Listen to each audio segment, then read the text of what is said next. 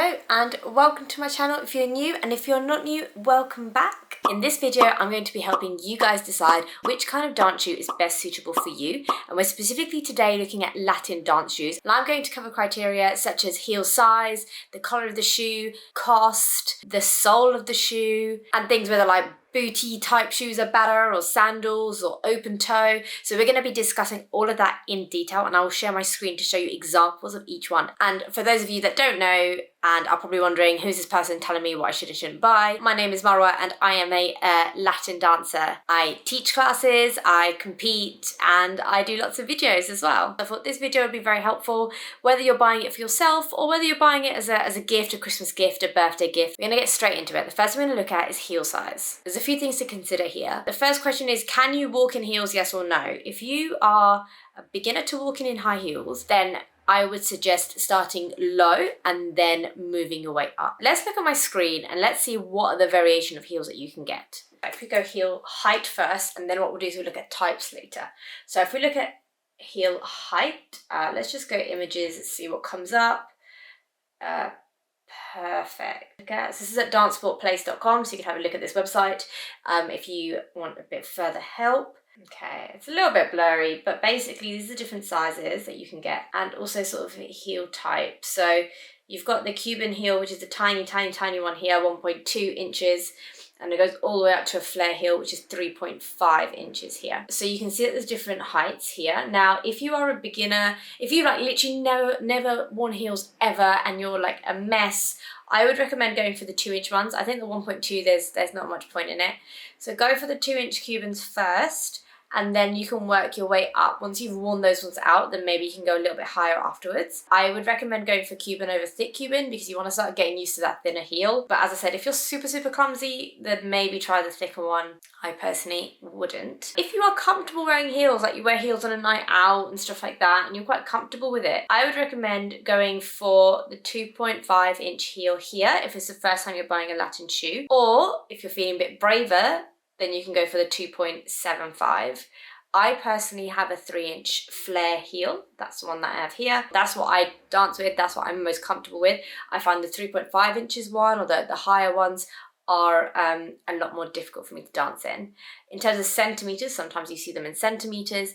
The 3-inch one, which is the one that I normally buy, is 7.5 centimeters. I did recently buy a 10 centimeter one, and I really struggled dancing in those. I've got quite flat feet, so those ones really they just didn't work for me at all. So as I said, absolute beginner, really clumsy, cannot dance in heels, go for the 2-inch Cuban heels. If you are comfortable in heels, but it's your first time you're buying these shoes, these types of shoes, maybe the 2.5 inch or the 2.75, and if you're comfortable dancing in heels, then the 3-inch flares is ideal. Try them out. I always say go to a store first, try them out. If you don't want to buy them from the store, then okay, but at least you've tried them on first.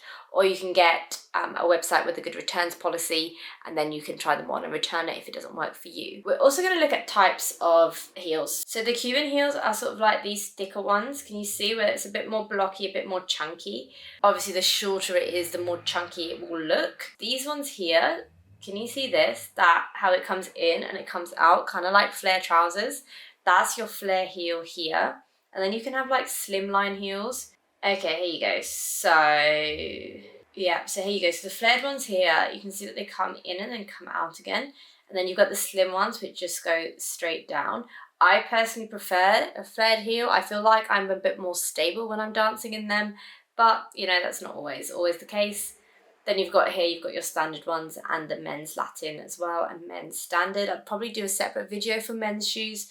Okay, the next criteria I'm going to look at is straps. Now, the most obvious common Latin dance shoe is, I'll show you, so one that everyone always has at competitions, and it's like that nudie colour. Look, I'll show you these ones. See, it's the first one on there. It's literally these ones here. And you can see that they've got those straps on them. So you've got ones with straps and you've got ones here without straps. Now, the ones with straps, like that shoe, you will see it in competitions, not just in like university circuits or like open circuits, but like professional top tier level. You have very similar shoes to that. My problem with those shoes is I have two problems with them.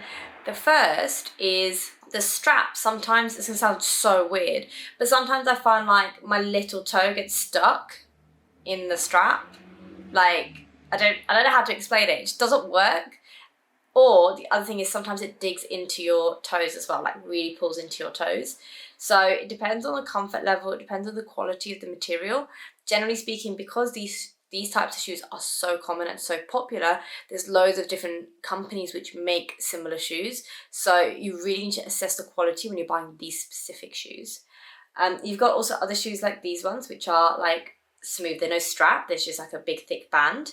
And those I think are quite good as well, actually, because you don't have that problem of like toes coming out and getting stretched. Now, the other option when it comes to straps, no straps, is closed toe. Now, typically for Latin, you don't have closed toe shoes. Typically, that's a ballroom shoe.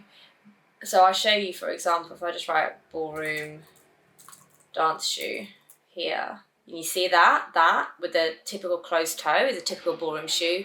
These ones actually have these exact dance shoes. These are also ballroom shoes. You can see there, and then if you keep scrolling, you've got more of these ones. Now, those are your standard ballroom dance shoes. Now, they can work for Latin. Just make sure that the heel is not too low, but they can work for Latin, especially if you don't like feet. So if you don't like feet, I suggest going for the closed toe one. If you don't mind, then you've got open toe, you've got strappy. The other option, and actually I'm going to use this as my third point actually, so it's to do whether you have like boot type things or sandals. So if I show you like boot, dance, Latin shoe, something like that. Yeah, so it's stuff like this. So can you see like these and these? They've still got the peep toes, so they've got like little open toes. You'll still see your toes in them, but they come up the ankle. This is 100% my preference. For me, having that extra support around the ankle, or at least the perception of extra support around the ankle, no straps, I don't like straps, and the ability to tighten it with that lace as much or as little as I need them to be is perfect. Like, for me, perfect. So I prefer these kind of shoes when I'm dancing over your standard sandal-y Latin shoes.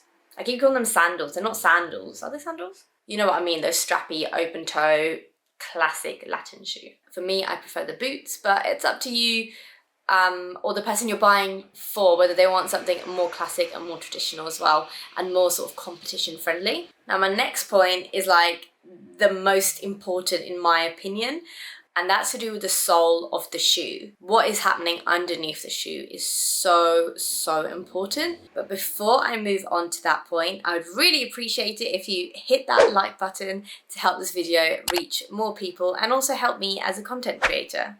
So typically speaking, the underneath of a shoe, if you have trainers, it's got that like rubbery, heavy grip, you know, very hard, lots of grip, very hard to like turn in or do anything sort of quick and fast where your foot requires to slide across the floor. So what people tend to dance in are dance shoes, which has specialized bottoms of the shoe. There's different types of shoes. You can have like practicey shoes, or non-practice shoes, but typically speaking, you're gonna have one of two types of soles. The first is a suede sole, and that is generally what you want to be wearing when you're competing, when you've got a really nice floor to work on, a nice dance floor, because the way you can spin and the amount of control you have is really good. Now, be wary that this does wear down, and over time it does, reduce the lifespan of a shoe. I'll show you what that will look like. So suede sole dance shoe. Can you see these? You've got these suede. This is actually a stick-on. This is interesting, okay? So you can actually get stick-on suede. So this one looks like there's some trainers or something with quite heavy grip, and they've literally just stuck these suede bits, like things, onto the bottom of the shoes. And actually there's probably one, a cheap way of doing it, and two, kind of using shoes that you already have. The only thing I'd say is that if you're using something like trainers or something like this with a really hard sole, that you might not be able to get like the foot point that you're looking for, but it's actually quite good for practice. So if you're in like a practice class, or you're just taking a quick dance class or something like that, this is actually a really good alternative. But that was a side note. That was a bonus tip, that one. You see, you can get those replacement soles. But yeah, bonus tip. They probably won't show the underneath of these actually, now that I think about it. No, they're not showing. Well, that's a pretty one, isn't it? No, they're not showing it, but basically the underneath of it has a suede sole. In fact, let me go and get one of mine. I'll be right back. Okay, cool. So I'm just going to show you two of my shoes, and so you can see what I mean. This one is, again, it's that boot type thing. It's got the laces that I can adjust and make it as tight or not tight as I want. You've got the peep toe here, lovely red color, velvety material. This is a really small heel size. This one is, oh, I got it from Amazon. Let me just quickly check. If you want the link to this shoe in particular, I'll pop the affiliate link in the description below. Okay, cool. So if you can see here, this is actually the shoe that I bought. The only difference is I bought them, you could pick the heel. So you can see here, you can pick the heel size. And the one that I got was a 6 centimeter heel. So this is a 6 centimeter heel, and I find it quite short. You can see how far off the ground you are. And the bottom of this, you can see it's worn down quite a lot here. But if you look at this section here, this is suede, and it makes it a lot easier to dance in. When it starts to wear down like this, you can use a shoe brush very gently, very, very gently, and just kind of pick up some of brush it very, very gently to just clean it up. You see over time, that's just going to wear away and go away. The second type of shoe I'm going to show you is this one. It's also another booty one. You could, as I said, I love the ones with the boot. Again, lace, peep toe, but this one's sort of open all the way up. This heel is a flare heel, so can you see that flare heel? So it comes in and then it comes out a little bit as well. This is the 7.5 centimeters. So if you put them side by side, there's not that much difference, but actually when I'm dancing them, it feels like there's loads. You see that? This is a bad way to do it, isn't it? Yeah, when I'm dancing them, it feels like there's a massive difference in size. So it's like this. In terms of difference, this is 7.5. This one is, as I said, for me, good heel length. I could probably do 8.5 and it'd be fine. But this one, this is where it gets interesting. And I didn't know that you could get these until recently. But this one actually has a leather sole. It doesn't have a suede sole. So again, if you look at the area, it's a bit more clearer than this dirty area. So this is leather, which means that you can walk outside in them. Because if you walk outside in suede shoes with a suede sole, you're just going to destroy them and they'll be gone within a few days. But with the leather sole, you can walk outside in them, which means that if you're doing outdoor dancing, they're actually perfect and they work really well. Highly would recommend this kind of shoe with a leather sole, but they are not as good for turning and controlled movements as the suede sole is. And we want to look at cost. Now, there's a lot of shoes out there that are a lot of money. Like a lot of money. And don't get me wrong, some of them definitely have more sparkle, they look nicer, and I really want them. But you have to be aware that dance shoes, Latin dance shoes, have a very limited shelf life, especially if you're dancing once, twice, multiple times a week. So keep that in mind when you're buying something. It's not like a one-off purchase, like, you know, I'm going to buy a camera and that camera is going to stick with me for 3-4 years, or a laptop and it's going to be years. You're looking, if you dance very regularly, you're looking probably at a few months before those shoes get ruined, or at least start to degrade. Maybe it's just the fact that I buy cheaper shoes and that happens, I don't know, but even people with expensive shoes, I've seen that happen. An idea might be, if you want that more expensive shoe, is go ahead, and if you have the money to do it, go ahead and buy it, but don't use it for all your like generic social dancing, basic classes, stuff like that. Like bring it out on those special occasions, like the big parties, times where you want to just like look and feel fabulous. Of course, if you have the money to keep buying lovely shoes whenever you want, then brilliant, go for it. But for everyone else, you can just get a nice, good pair of practice shoes, or just a pair of shoes that you're happy to like wear in and use all the time. And then just sort of use those and then only bring the nice ones out when you have a nice occasion for. And finally, we're looking at colour. Now, this is an interesting one and I don't know how true it is. So if you know the answer, then please put it in the comments below. But basically, when I was competing, I was told by more senior members that I should wear nude colour shoes because it draws attention away from the feet. Whereas if I had like black shoes, it'd be very obvious that any mistakes I made would be very, very obvious because my shoes would be black.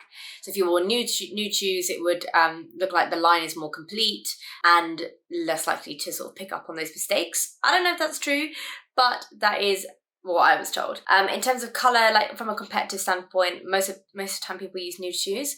Now, nude is an interesting concept because when you type nude shoes into Google, so when you type nude Latin dance shoes into Google, These are the kind of shades that you get. So it tends to be like silver, peachy tones, that kind of tan tones, but not very much for darker skin. Now, I was just looking at these websites here, which is Nicole Dancewear and International Dance Shoes. Unfortunately, and I say unfortunately because I was hoping that there was just going to be more than just one or two on the first page of Google to do darker skin tones, shades of shoes, but they're working in collaboration with each other. So if I go to the nude collection with Nicole Dancewear, which is this one here, you can see the logo here for the Equal Dance Initiative with International Dance Shoes. And it's interesting because obviously they're making this initiative to make a point of having darker shoes. I also read that across the industry, the lightest shade is normally called flesh coloured, and that's not, if that's what the colour of flesh is, then what's every other colour? So they've changed that, their lightest tone, to be peach, for example. So they're kind of making an effort in there. They've got vegan shoes as well. This is not sponsored, and by the way, not sponsored at all. It just came up one of the first kind of things in Google when I put nude dance shoes. They've got their whole sort of statement up here, so I recommend go having a look because it is interesting. Yeah, it says here, that being said, even though we've always provided two lighter skin colour options referred to as flesh and tan respectively, we've realised that we offered no viable options for people with darker skin tones. To rectify this inequitable practice so commonly found within our industry, we're proud to announce the expansion of our nude product offering by adding two darker skin colour options to be available across our collections for ladies and girls, and will be referred to as Cocoa and Espresso. So you can see that there. So then they got a few more different shades. So the first question is, do you want to go with sort of a more nude colour? And if so, is there something available for your skin tone? It looks like now people are expanding, companies are expanding, and perhaps there is. And then the other question is do we want to go for a colour? So you saw the shoes that I pointed out earlier. One was bright red and one was black. The black I find like goes with most outfits, and then the bright red is, if I want to make a statement, or my dance partner's wearing red as well, it's just a little something extra, bit of fun with the shoes. That's it for this video. If you enjoyed watching this video, please comment below, like this video and subscribe. It does me a world of good, and it's really nice to respond and hear your comments as well.